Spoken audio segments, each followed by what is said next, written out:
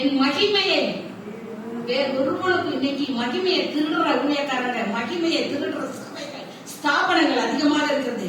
அதான் சொன்னாரு ஆண்டவர், என் மகிமையை வேறு ஒருவனுக்கும், ஒருவன் மனிதனை சொல்றாரு பாருங்க.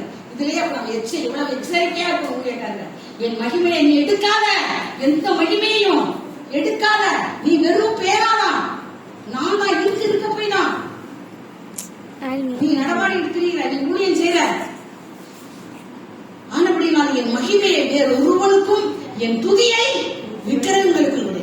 இப்படிப்பட்ட மேலான நாமம், அதான் என் நாமம் தங்கும் ஆலயமாக.